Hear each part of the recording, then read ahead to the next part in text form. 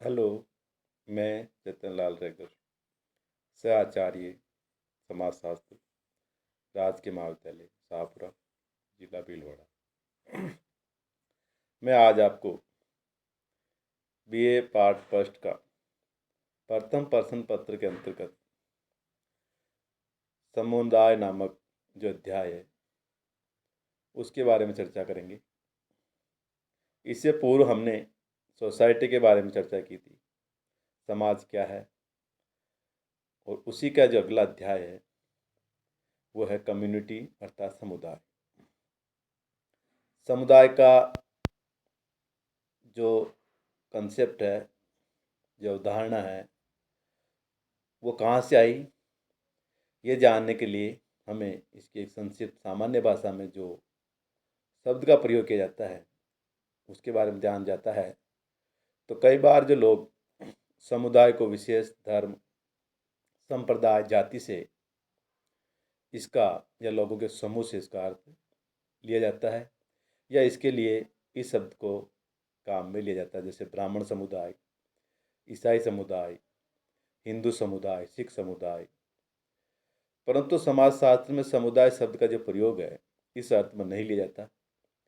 समाजशास्त्र में किसी गांव, कस्बे, नगर या महानगर या देश को कम्युनिटी माना गया है। इन सभी के साथ एक निश्चित भौगोलिक क्षेत्र जुड़ा हुआ है, जिसका निश्चित क्षेत्र के आधार पर जो समुदाय की अवधारणा के बारे में बताया गया है। अगर समुदाय का शाब्दिक दृष्टि से अर्थ देखें तो अंग्रेजी का जो कम्युनिटी शब्द है दो लैटिन भाषा के शब्द है कम तथा मुनिस, दोनों से मिलकर बना है। और यहाँ कम शब्द का जो अर्थ है वो टुगेदर अर्थात एक साथ से लिया गया है, और मुनिस का अर्थ सर्विंग अर्थात सेवा करने से लिया गया। तो इन शब्दों के अगर आधार पर अगर हम समुदाय का तात्पर्य समझें तो इसका मतलब होता है एक साथ मिलकर सेवा करना, अर्थात ऐसे व्यक्तियों का ग्रुप जो निश्चित समुदाय में साथ साथ रहता हो और किसी एक उद्देश्य के लिए नहीं बल्कि सामान्य उद्देश्य के लिए इकट्ठे रहते हों। उनका संपूर्ण सामान्य जीवन यहीं व्यतीत होता हो, उसको हम समुदाय कह सकते हैं। मैकाइवर पेज ने भी कहा था कि समुदाय जो है सामान्य जीवन का क्षेत्र है। इसी संदर्भ में बोगार्ट्स ने जो समाजशास्त्र नामक पुस्तक लिखी उसमें भी इन्होंने समुदाय के संदर्भ में लिखा कि एक समुदाय ऐसा सामाजिक समूह है जिसके कुछ अंशों में हम की भावना पाई जाती है तथा जो एक निश्चित क्षेत्र में रहता है। तो इस प्रकार जॉर्ज लुंडबर्ग ने भी समुदाय को परिभाषित करते हुए लिखा, एक मानव जनसंख्या जो एक निश्चित भौगोलिक क्षेत्र में निवास करती है और जो सामान्य एवं अनन्य आश्रित जीवन व्यतीत करती है, वो समुदाय है। तो इस प्रकार से समुदाय के संदर्भ में समाजशास्त्रियों ने परिभाषाएं दी। उसमें हम एक दो नाम और गिन सकते हैं, जिसमें ओगबर्न भी है। उन्होंने भी कहा एक सीमित क्षेत्र में सामाजिक जीवन के संपूर्ण सामाजिक संगठन को समुदाय कहा जाता है। इसी प्रकार किंग्सले डेविस ने भी परिभाषा दी और कहा समुदाय सबसे छोटा ऐसा क्षेत्रीय समूह है जिसमें सामान्य जीवन के समस्त पहलू आ जाते हैं। तो इन सब परिभाषाओं से यह स्पष्ट होता है कि समुदाय सामान्य सामाजिक जीवन में भागीदार लोगों का ऐसा समूह है जो एक निश्चित भौगोलिक क्षेत्र में निवास करता है और जिनमें हम की भावना पाई जाती है। इस प्रकार से इनकी परिभाषाओं के बाद अब बात आती है कि समुदाय की कौन सी विशेषताएं हैं या उसके वह कौन से आधार तत्व हैं जिससे ये और स्पष्ट हो जाएगा कि इसे हम कम्युनिटी कहेंगे। तो इन परिभाषाओं के आधार पर अगर हम विचार करें तो इसकी जो मुख्य विशेषता है पहली, वह है व्यक्तियों का समूह। किसी भी समुदाय के लिए व्यक्तियों के समूह प्रथम आवश्यकता है।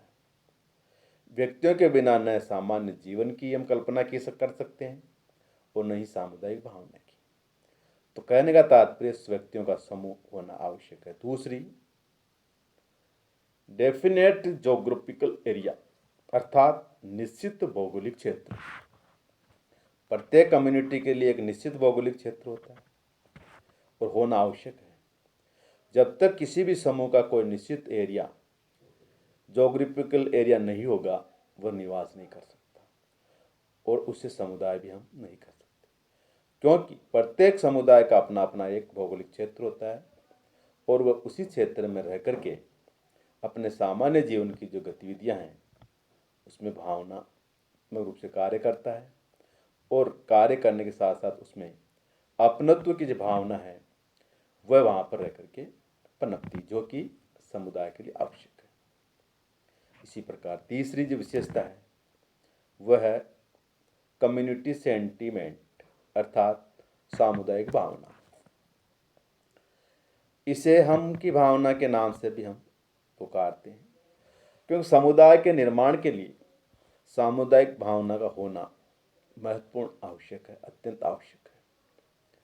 सामुदायिक भावना का तात्पर्य यह है, हम सब एक, ये समुदाय हमारा है, ये अन्य समुदाय से अलग है, इसके सुख दुख में हम सभी समान रूप से भागीदार हैं, हम सब दृढ़ता के सूत्र में बंधे हुए आदि। ये सारी बातें सामुदायिक भावना की को प्रकट करती। अगर विशेषता हम इसकी बात देखें तो सामुदायिक भावना के अंतर्गत 3 बातें आती है। उसमें हम की भावना की अभिव्यक्ति देखी जा सकती है, दायित्व निर्वाह का भावना जो है उसमें देखा जा सकता है, और निर्भरता की भावना। ये तीनों बातें इसमें देखी जा सकती है। चौथी विशेषता है स्वतः विकास। समुदाय का निर्माण जो है कुछ लोगों के द्वारा जानबूझकर या नियोजित प्रयत्नों द्वारा नहीं किया जाता है, बल्कि इसका जो समय के बीतने के साथ साथ स्वतः ही विकास होता है। जब कुछ लोग किसी स्थान विशेष पर रहने लगते हैं और धीरे धीरे उनमें हम की भावना पनपती है और वहाँ रहने वाले सभी लोगों के समूह को वे अपना समूह समझते हैं, तो इस प्रकार की भावना विकसित होने से ये समूह जो है एक समुदाय का रूप धारण कर लेता है। अर्थात स्वतः विकास की जो प्रक्रिया है समुदाय के अंतर्गत देखी जा सकती है। पांचवी विशेषता है स्थायीपन। अस्थायीपन का तात्पर्य यह है कि जो प्रत्येक समुदाय है वो एक निश्चित क्षेत्र में स्थायी रूप से रहता है। अर्थात ऐसा नहीं है कि कुछ समय के लिए वो समूह के रूप में रहें और फिर वहाँ से वह चले जाएं, उसको हम समुदाय नहीं कहेंगे। जिस तरह की श्रोता समूह है या खानाबदोश झुंड है, भीड़ है, उसको हम समुदाय नहीं कह सकते, क्योंकि उसका जो भौगोलिक क्षेत्र वो स्थायी रूप से वो उसके साथ जुड़ा हुआ नहीं। नंबर 6, विशिष्ट नाम।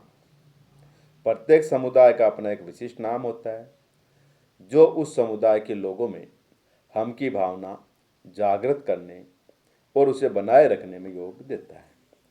तो प्रत्येक समुदाय के नाम के साथ एक विशिष्ट इतिहास जुड़ा होता है जो उसे एक व्यक्तित्व प्रदान करता है। विशिष्ट नाम के अलावा नंबर 7, मूर्तता। मूर्तता से तात्पर्य यह है कि समुदाय एक निश्चित भूभाग में रहने के कारण बसा हुआ होता है, इसलिए इसे एक हम समूह के रूप में देख सकते हैं जिसकी विशिष्ट जो गतिविधियों का जो केंद्र स्थल है उस समुदाय के उद्देश्य ही इस दृष्टि से भी व्यापक है कि ये किसी व्यक्ति विशेष, समूह विशेष या वर्ग विशेष के हित या लक्ष्यों की पूर्ति के लिए कार्य नहीं करता, बल्कि सभी व्यक्तियों समूह के लिए सभी प्रकार के लक्ष्यों की पूर्ति के लिए कार्य करता है, जिसको हम देख सकते हैं। और साथ ही दिखाई देने के साथ साथ 8वीं विशेषता इसकी व्यापक उद्देश्य है। व्यापक उद्देश्य यानी कि समुदाय के अंतर्गत रहने वाले व्यक्ति विशेष के उद्देश्य तक समुदाय सीमित न होकर के सभी व्यक्तियों के उद्देश्य के लिए वो कार्य करता है, इसलिए इसके उद्देश्य जो थे वो व्यापक होते हैं। नंबर 9, सामान्य जीवन। प्रत्येक समुदाय के कुछ सामान्य रीति रिवाज, परंपराएं, विश्वास, उत्सव, त्योहार, संस्कार आदि होते हैं जो उस समुदाय के लोगों में के जीवन में एकता पैदा करते हैं और समुदाय में ही व्यक्ति के जो आर्थिक, सामाजिक या राजनीतिक, धार्मिक जो भी आवश्यकता है उसकी वह पूर्ति उसमें करता है और संपूर्ण जीवन उसमें ही व्यतीत करता है। तो इस दृष्टि से भी समुदाय सामान्यताओं का एक ऐसा क्षेत्र है जहाँ व्यक्ति इस या उस उद्देश्य की पूर्ति के लिए नहीं बल्कि अपना सारा जीवन बिताने के लिए वहाँ रहता है।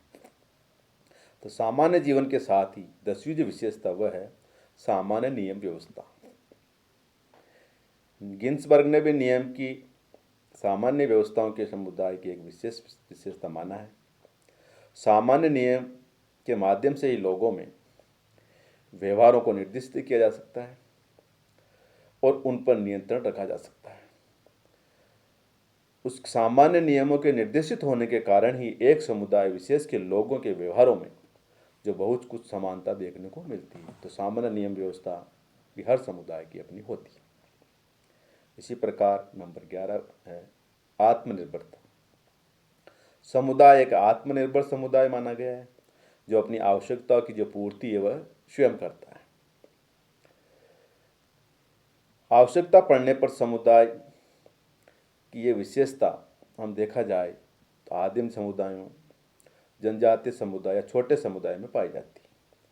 वर्तमान में इस प्रकार की जो विशेषताएं बड़े समुदाय में नहीं दे सकते, फिर भी ये समुदाय की जो है आवश्यकताओं में विशेषताओं को आत्मनिर्भरता में शामिल किया गया है।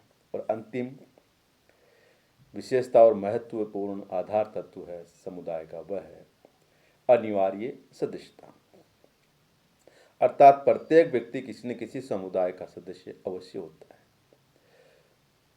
वह किसी न किसी क्षेत्र विशेष से में अन्य लोगों के निकट रहता है, उसके साथ अंतरक्रिया करता है, उसे अपनी विभिन्न आवश्यकताओं की पूर्ति के लिए किसी न किसी क्षेत्रीय समूह अर्थात समुदाय में रहना पड़ता है। और एक क्षेत्र विशेष में लंबी अवधि तक लोगों के साथ रहने से उसमें अपने समुदाय के प्रति एक लगाव या अपनापन का जो भाव है वो पैदा होता है। तो इस प्रकार से अनिवार्य सदस्यता के रूप में ये अंतिम विशेषता समुदाय के संदर्भ में समाजशास्त्र ने बताई। अब इसके कुछ उदाहरण के रूप में हम देखें कि जो सीमावर्ती जो बॉर्डर लाइन पे कम्युनिटीज़ हैं उसके कुछ एग्जांपल्स हैं। उसमें हम देखते हैं कि ग्राम या जनजातीय समूह जो एक विशेष क्षेत्र में बसा हो, जैसे कस्बा, नगर है, ये सब कम्युनिटी के उदाहरण हैं। और इस समुदाय के जो प्रमुख आधार और विशेषताएं मौजूद हैं, इसके अतिरिक्त भी कुछ समूह या संगठन ऐसे हैं जिसके संबंध में ये भ्रम पाया जाता है कि वे समुदाय हैं अथवा नहीं। तो इसका कारण यह है कि उनमें समुदाय की कुछ विशेषताएं तो पाई जाती है और कुछ नहीं पाई जाती। तो ऐसे समूह जिसके समुदाय होने के संबंध में कुछ भ्रम है परंतु जिनमें समुदाय की कुछ विशेषताएं मौजूद है, वो सीमावर्ती समुदाय के अंतर्गत आते हैं। तो उसके कुछ उदाहरण जो हम है उस पर विचार करेंगे। जैसे क्या जाति एक समुदाय है? तो जाति को हम समुदाय के अंतर्गत नहीं रख सकते क्योंकि इसमें समुदाय की कुछ विशेषताओं का अभाव पाया जाता है। जैसे जाति का कोई निश्चित भूभाग नहीं होता है और इसमें सामुदायिक भावना का सामान्यतः अभाव पाया जाता है। दूसरा एग्जाम्पल है, क्या जेल एक कम्युनिटी है? बंदी गृह को क्या समुदाय माना जाएगा? तो जेल व्यक्तियों का ये ग्रुप तो है और साथ ही इसका एक निश्चित भौगोलिक क्षेत्र भी होता है। जेल में निवास करने वाले लोगों में कुछ मात्रा में कम्युनिटी भावना भी पाई जाती है। तो इस आधार पर मैकाइवर और पेज ने जेल को कम्युनिटी माना, परंतु हम मैकाइवर और पेज के तो जेल समुदाय मानने का जो विचार है उससे पूर्ण रूप से असहमत है। क्योंकि जेल में जब समुदाय की अनेक विशेषताएं नहीं पाई जाती है तो इसे समुदाय कैसे मान सकते हैं। तो इसे समुदाय नहीं मानने के जो कारण हैं हम देख सकते हैं। ये है कि जेल के जो कैदियों में हम की भावना अभाव पाया जाता है और जेल के जो सभी ये लोग हैं वो सामान्य जीवन में भागीदार नहीं होते। तीसरी बात, व्यक्ति के जीवन के जो सभी पक्ष जेल में अभिव्यक्ति प्राप्त नहीं कर सकते और जेल का स्वतः विकास नहीं होता है और जेल में समुदाय के समान स्थायित्व का भी अभाव पाया जाता है। तो ये कुछ कारण हैं जिसमें बंदी गिरोह को समुदाय नहीं माना गया। एक उदाहरण, एक एग्जाम्पल और है, क्या पड़ोस एक समुदाय है। तो आदिम समाजों में पड़ोस में समुदाय की विशेषताएं पाई जाती थी। कुछ गांवों में पड़ोस आज भी समुदाय के रूप में महत्वपूर्ण है, परंतु अब ऐसे समुदायों की संख्या नहीं के बराबर है। पहले पड़ोस एक निश्चित क्षेत्र में पीढ़ी दर पीढ़ी निवास करने वाले व्यक्ति परिवारों का एक समूह था जिसमें सामुदायिक भावना थी, परंतु आज के जो आधुनिक जटिल और नगरीकृत समाजों में पड़ोस के निम्न कारण हैं जिसके कारण समुदाय नहीं माना गया। नंबर एक, पड़ोस में सामान्यताओं का क्षेत्र नहीं है। पहले बात, पड़ोस में हम की भावना का अभाव है, पड़ोस का स्वतः विकास नहीं होता है और पड़ोस में नियम की सामान्य व्यवस्था नहीं पाई जाती। तो इस प्रकार से हम पड़ोस को भी एक समुदाय नहीं मान सकते। ये कुछ उदाहरण थे। इसके अलावा राजनीतिक दल, आर्थिक संगठन, धार्मिक संघ है, कर्मचारी संघ है, क्लब, परिवार आदि को भी समुदाय हम नहीं मान सकते कि आवश्यक आधार इसमें और विशेषताओं का अभाव पाया जाता है। तो इस प्रकार से हम समझ चुके हैं कि जो समुदाय की विशेषताएं क्या हैं, उसके आधार तत्व क्या हैं और किसको समुदाय माना जा सकता है। Thank you.